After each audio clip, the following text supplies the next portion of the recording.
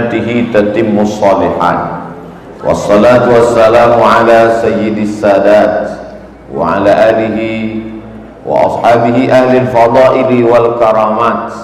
Subhanaka la ilma lana illa ma 'allamtana innaka antal alimul hakim. Rabbi shrah li sadri wa yassir li amri wahlul 'uqdatam min lisani yafqahu qawli.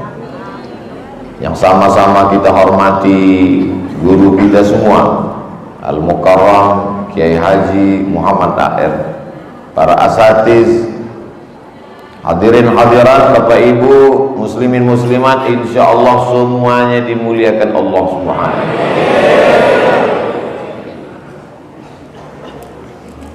Apa yang membuat Kiai meneteskan air mata? Bercampur antara haru, antara sayang, antara berbagai macam perasaan. Maka tangan bisa ditahan, hati dan pikiran bisa ditahan, tapi air mata tidak bisa ditahan. Makanya ketika ada sekelompok perempuan menangis, Sayyidina Umar bin Khattab melarang. Jangan kamu menangis, kata Umar. Kata Nabi, da'hunna wa sya'nahunna, biarkan mereka menangis, karena air mata tidak bisa ditahan. Yang tidak boleh itu adalah niyahah, meratap, mengeluarkan kata-kata murka, mengutuk nasib. Ketika Nabi SAW kehilangan anaknya namanya Ibrahim, dilahirkan seorang perempuan dari Mesir namanya Maria Al-Qibtiyah, menangis Nabi Muhammad SAW. Lalu sahabat bertanya, ama tarda ya Rasulullah, apakah engkau tidak ridha menerima ketetapan takdir Allah? Kata Nabi, aku ridha. Kalau ridha, kenapa engkau menangis? Kata Nabi, ini air mata tetesan kasih sayang. Ada orang mengungkapkan kasih sayangnya dengan hadiah, tapi ada orang mengungkapkan kasih sayangnya dengan tetesan air mata.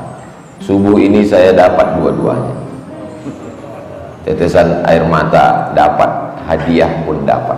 Mana hadiahnya? Ini sorban yang sedang dipakai. Apa yang membuat saya dengan Kiai nanti bertemu di bawah naungan ketika tidak ada atap, tidak ada tenda? Sab'atun yudhilluhumullah, 7 orang dapat naungan. Yauma la dhilla illa dhilluh.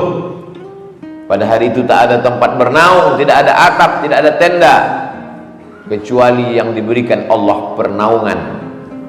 Yang mendapatkan naungan itu adalah rajulani, 2 orang, tahabba fillah, berkasih sayang karena Allah, ijtama'a alaih, berjumpa karena Allah, wa tafarraqa alaih, berpisah pun karena Allah. Saya berharap saya dan Kiai termasuk orang yang mendapatkan itu di hadapan Allah. Semuanya hidup ini mesti karena Allah. A'udzubillahi minasyaitonir rajim. Innal ladzina qalu rabbuna Allah, orang-orang yang berkata Rabbku Allah. Ayat itu tidak mengatakan innal ladzina qalu ilahi Allah, ilahi yang aku sembah Allah, tapi dia katakan innal ladzina qalu Rabb. 3 makna Rabb. Rabb, dia yang mencipta aku. Rabb, dia yang mengatur hidupku. Rabb, dia yang memberi aku rezeki. Makanya di awal Al-Fatihah dalam sholat kita baca Alhamdulillahi Rabbil Alamin. Orang yang diganggu jin, setan, tukang santet, dukun, qul a'udzu bi rabbin nas, qul a'udzu bi rabbil falaq. Maka ketika hidup terasa sempit, katakanlah ya Rabb, ya Rabb. Ketika saudara kita meninggal dunia sampai ajalnya dicabut Allah, ruhnya kembali kepada Allah, maka kita berkata ya Rabb. Idza dhaqat 'alaika dunya, kalau dunia terasa sempit, katakan ya Rabb. Datang seorang yang sedang galau gundah gulana dengan hidup, mengadu kepada Imam Al-Hasan Al-Basri. Aku risau dengan hidup ini wahai Imam Al-Hasan Al-Basri. Apa kata beliau? Umur sudah ditetapkan Allah. Bukankah umurmu sudah ditetapkan Allah? Betul. Kenapa engkau risau? Rezeki sudah ditetapkan Allah. Bukankah rezekimu sudah ditetapkan Allah? Betul. Kenapa engkau risau? Tidak ada satupun yang terjadi di dunia ini di luar dari kuasa dan kehendak Allah. Bukankah semua yang terjadi, ranting yang patah, daun yang jatuh, bumi yang kering dan basah, sudah ditetapkan Allah? Lalu kenapa engkau risau? Jadi kalau terasa risau, balikkan dengan ucapan Rabbunallah. Kalau perut lapar, Rabbunallah.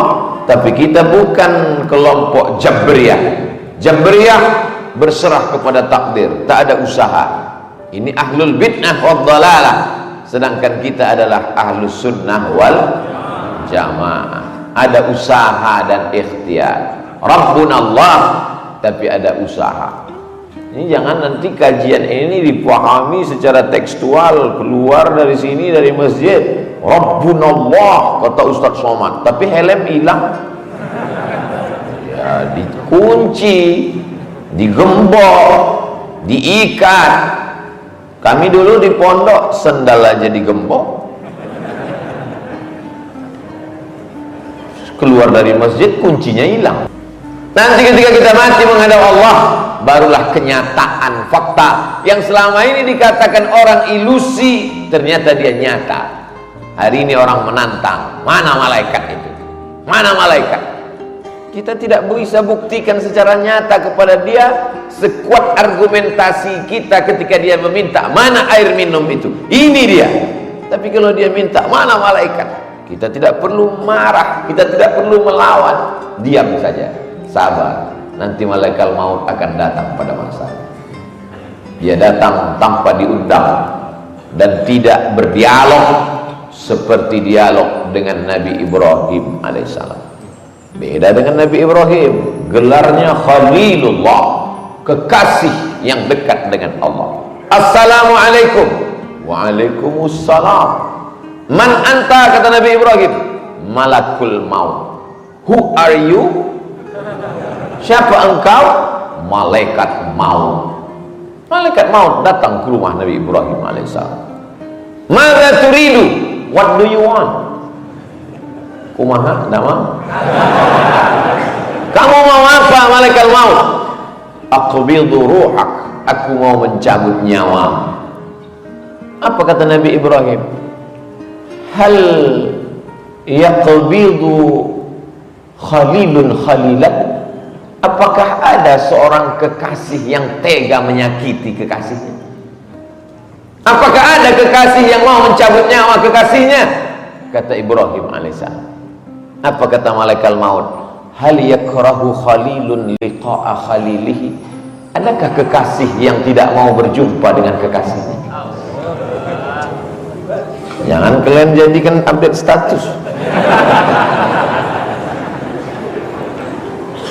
Sesungguhnya kehidupan yang indah hanyalah kehidupan bersama dengan Allah. Walaupun seluruh Makkah membencimu, walaupun harta bendamu tinggal, walaupun rumahmu dimasuki orang, walaupun nyawamu hampir melayang, tapi kalau kau bersama dengan Allah, maka semuanya menjadi indah.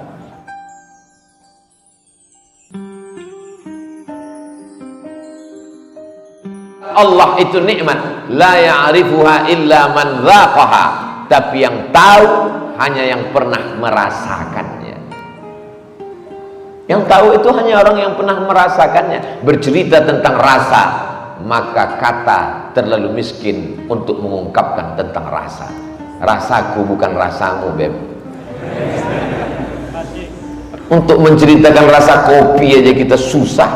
Untuk menceritakan, susah untuk meyakinkan bahwa bunga itu harum, karena lalat menganggap tong sampah lebih wangi daripada bunga. Bagaimana kita mau merasakan nikmatnya sholat subuh berjamaah itu indah? Orang dia bangunnya jam 8 pagi. Diundanglah saya oleh Gubernur Jawa Barat yang dulu, Kang Aher. Dia siapkan kopi.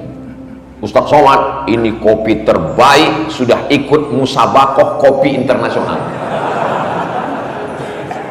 Bibitnya dipilih, tanahnya dipilih, buahnya dipilih, lalu kemudian masuk dalam pabrik pilihan, dan ini tetesan demi tetesannya diperiksa, disuguhkan untuk Ustaz Abdul Somad. Coba Ustaz cicipi dulu. Masalah yang lain Ustaz guru, tapi dalam masalah ini saya ajarkan Ustaz bagaimana cara mencicipinya. Letakkan bibir gelas ke bibir Ustaz, jangan langsung diseruput, tapi pelan-pelan. Jangan langsung ditelan Ustaz, tahan dulu, dikulum sebentar. Ayo Ustaz, silakan telan. Saya pun telan. Gimana rasanya Ustaz? Pahit kan? Untuk merasakan nikmatnya kopi yang katanya juara musabakoh itu pun Somad belum bisa merasakannya, apalagi merasakan kebersamaan dengan Allah. Jadi apa? Perlu proses latihan. Subuh dilatih, tahiyatul masjid dulu. Inna salati wa nusuki wa mahyaya wa mamati lillah. Qabla subuh, inna salati wa nusuki wa mahyaya wa mamati lillah. Salat subuh, inna salati wa nusuki wa mahyaya wa mamati lillah. 3 kali tergores dalam hati, 3 kali tercetus di pikiran, 3 kali terucap di mulut, PD pun datang. Inna salati wa nusuki wa mahyaya wa mamati lillah. Diuji. Kalau sudah diucapkan, diuji. Dalam masjid besar Allah itu.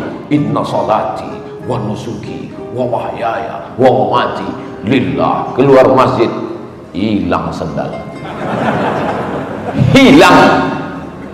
Berarti kebersamaan dengan Allahnya masih temporer, limited. Masih dalam masjid, masih kondisional, masih terbatas ruang dan waktu. Allah ingin engkau merasakan itu tanpa batas. Tapi kan yang enak cuman ngomongnya. Waktu ceramah, waktu ketika ujian itu datang ke dalam kehidupanmu, kadang Allah itu hilang-hilang timbul. Kadang Allah itu kadang lenyap, kadang datang. Yang Ustaz ceritakan ini siapa? Ya pengalaman pribadi. Maka perlu ada orang lain yang membisikkan ke telinga kita, ada Allah. Siapa dia? Muhammad sallallahu alaihi wasallam. Itulah mengapa kita selalu bersolawat. Allahumma salli ala sayyidina Muhammad wa ala ali sayyidina Muhammad. Gandingkan nama dia dengan nama Allah. Asyhadu an la ilaha illallah wa asyhadu anna Muhammadan Rasulullah. Supaya apa? Selalu mendapatkan bimbingan Rasulullah, selalu mendapatkan syafaat pertolongan di saat tak ada yang bisa menguatkan hati kita. Dokter, psikolog, psikiater menyarankan kita dengan segala usahanya. Beliau kuliah di fakultas kedokteran, fakultas psikologi, dengan ilmu-ilmu mereka memberikan kita kekuatan. Bapak mesti kuat, ibu mesti tegar menghadapi ini semua. Ini adalah ujian hidup. Silakan makan ini 3 kali setelah makan, ini sebelum makan, ini sedang makan, ini sebelum tidur, ini setelah tidur. Membaca resep itu bertambah berat beban hidup.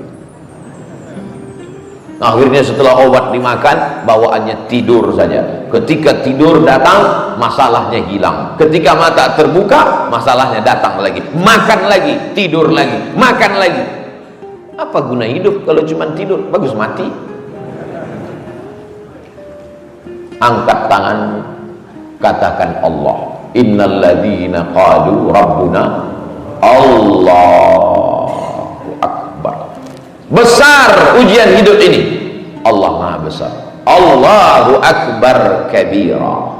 Selama ini kau dipuji orang, sekarang tidak dipuji lagi. Selama ini kau dimuliakan orang, sekarang tidak dimuliakan lagi. Dulu masih ada mobil dinas, sekarang sudah ditarik. Dulu masih ada supir, sekarang nyetir sendiri. Dulu kemana-mana disambut dengan baleho, umbul-umbul, gambar besar, tola'al badru alaina. Sekarang tidak diperdulikan orang. Kembalikan kepada Allah. Walhamdulillahi katsir. Pujian ini bukan punyaku. Allahu akbar kabira, walhamdulillahi katsira. Selama ini engkau dipuji orang, sekarang engkau dihinakan orang. Haters, buzzer, dan saudara-saudaranya. Maka sesungguhnya yang suci dan terpuji hanya Allah. Wa subhanallahi bukratan wa asila. Hadapkan wajahmu kepada Allah. Wajjahtu wajhiya, aku hadapkan wajahku. Ini anak-anak yang baru belajar bahasa Arab memplesetkan doa iftitah. Wajjahtu wajhiya, ku hadapkan wajahku ke wajah dia. Hiya di situ dianggapnya hiya perempuan. Wajjahtu wajhiya, aku hadapkan wajahku, bukan ke wajah dia. Wajahtu, aku hadapkan wajahku. Kenapa wajah? Kenapa tidak dikatakan badan? Karena kalau sudah wajahnya menghadap, maka badan dan hatinya insya Allah ikut menghadap. Ini jamaah, ini kan wajahnya. Ja'a wajhu qaumin, wajah kaum itu sudah datang. Artinya kepala sukunya. Kalau sudah kepala sukunya datang, maka insya Allah rakyatnya ikut semua. Orang kalau pas foto itu yang diambil apanya? Wajahnya. Pernah nggak ngelihat paspor yang diambil dadanya? Mentang-mentang dia ikut bodyguard, bodyguard pula, binaraga, lalu dia ambil, Pak, kita mau ambil KTP, ambil wajahnya ya. Jangan, saya mau menunjukkan otot saya. Wajah, karena wajah mewakili yang lain. Hadapkan wajahmu kepada Allah, yang lain ikut. Wajjahtu wajhiya, ku hadapkan wajahku bukan kepada orang kaya, ku hadapkan wajahku bukan kepada pejabat, tapi kepada siapa? Lilladzi fataras samawati wal ardh. Orang yang tahu ilmu astronomi, maka sadarlah dia bahwa dia tidak ada apa-apanya. Merkurius, Neptunus, Mars, Pluto, bumi, matahari, bintang gemintang, dia hanya butiran debu yang tak ada maknanya di hadapan Allah. Kalau matahari itu sebesar bola basket, ini matahari sebesar bola basket, maka bumi yang kita diami ini sebesar kacang hijau. Kacang hijau, bumi, basket, matahari. Lalu kau sebesar apa? Sebesar upil, Pak Ustaz. Besar sekali upilnya. Tidak ada apa-apanya. Apa yang kau sombongkan? Maka apa yang kau alami itu kecil di hadapan Allah. Allah cukup berkata 2 huruf paling sedikit. Innama amruhu iza arada syai'an ayyakula lahu kun. Kaf, nun, kun. 2 huruf. Selesai. Siapa nama orang yang cukup 2 huruf? Nama saya sependek-pendek manggil saya 3 huruf. Uas. Bagi yang hormat, yang nggak hormat, mat. Mesti 3 huruf juga. Tapi Allah untuk menyelesaikan masalahmu lebih kecil, lebih sedikit daripada huruf namamu. Kun, selesai. Ngomong aja. Kalau memang Allah itu ada, kalau memang dia mudah menghilangkan masalah saya, kenapa sampai sekarang masalah saya tidak selesai? Karena Allah ingin engkau ridha. Untuk apa Allah menciptakan kita di dunia ini? Oh, kita diciptakan Allah supaya bertasbih. Wa nahnu nusabbihu bihamdika wa nuqaddisu lak. Untuk apa kau ciptakan manusia ya Allah? Kami bertasbih, memuji dan mengagungkan. Malaikat diciptakan Allah, sejak diciptakan sampai hari ini bersujud bertasbih, tidak pernah bangkit. Ada malaikat diciptakan Allah, sejak diciptakan sampai hari ini ruku bertasbih, tidak pernah bangkit. Kapan Nabi melihat itu? Dalam peristiwa Isra dan kita cuma dengar. Nabi lihat. Mana yang lebih kuat, dengar apa lihat? Lihat. Kamu kenal dengan Ustaz Somad? Kenal. Di mana kamu dengar? Saya dengar di radio. Gimana bayangan kamu? Dari suaranya kelihatannya orangnya besar. Kenal dengan Ustaz Somad? Kenal. Sudah pernah lihat? Pernah. Apa bedanya dengan suara dan di TV? Kelihatannya lebih muda. Itu fakta, bukan fiktif.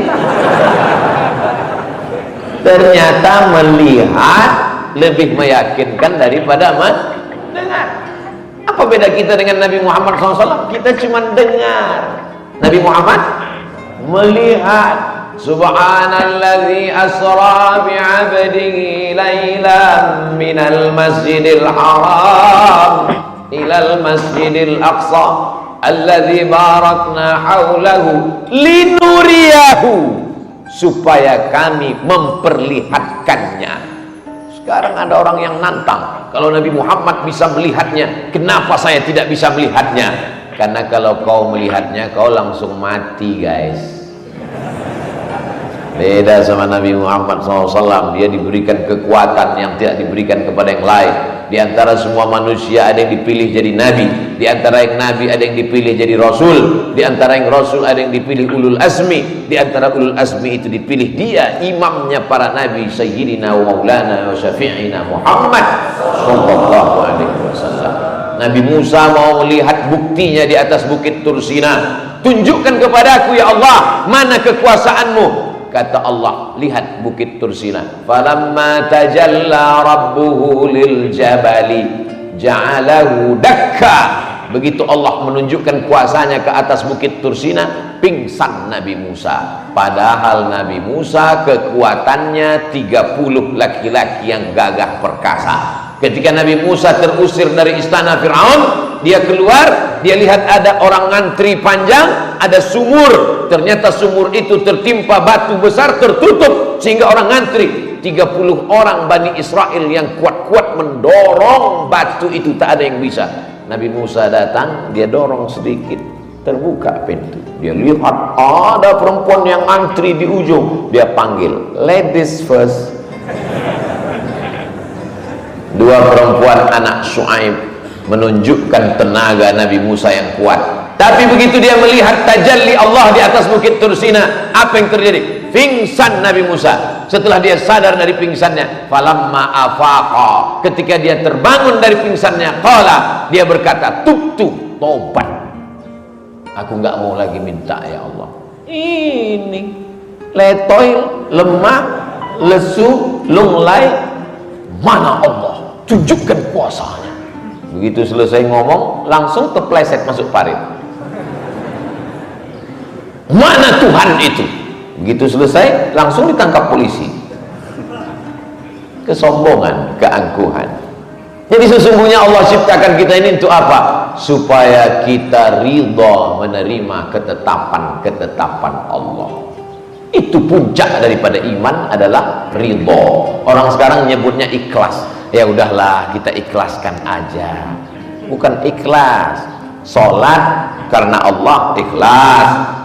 Bangun masjid karena Allah, ikhlas. Nolong fakir miskin karena Allah, ikhlas. Tapi berlapang dada menerima ketetapan Allah, namanya ridha. Bapak Ibu, marilah kita ridha menerima takdir Allah. Amin. Ada satu ibu-ibu diam aja. Loh, ibu enggak minta amin. Saya sudah dapat ridha. Siapa? Suami saya namanya Pak Ridho. Makanya subuh kita berkata raditu billahi rabb. Tidak dikatakan raditu billahi ilaha, aku ridha Allah sebagai sembahanku. Tidak. Raditu billahi rabb. Aku ridha dia yang menciptakan aku. Aku ridha dia yang memberi aku rezeki, dan aku ridha dia yang mengatur segala kehidupanku. Maka ikutilah aturan Allah, jangan ikuti aturan yang lain. Kalau Allah katakan ini haram, haram. Kenapa kamu masih lakukan yang haram ini? Ya, masih ada khilafiyah di antara. Ini namanya mazhab ngelesiyah. puncaknya nanti di atas itu ada lagi namanya mazhab Ngawuriyah. Sedangkan kita disuruh ridha menerima ketetapan Allah. Maka yang keluar dari mulut kita adalah innalladzina qalu rabbuna Allah. Itu pangkal pertama.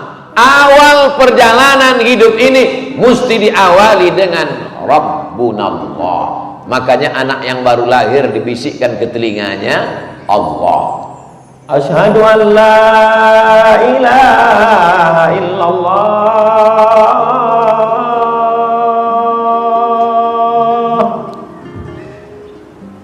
Yang belum menikah latihan azan dari sekarang. Supaya jangan sampai salah. Ini anak lahir jam 5 diazankan azan subuh. Sampai mertuanya heran, tuh ini kok pakai as-salatu khairum minan naum. Subuh lahirnya Pak. Awal hidupmu Allah, akhir hidupmu pun juga jangan khawatir karena ada orang lain yang membisikkan. Laktinu mautakum, talqinkan orang yang mati sakratul maut ke telinganya sebelah kanan di ruang ICU. La ilaha. First start awal hidup jangan khawatir, ada orang yang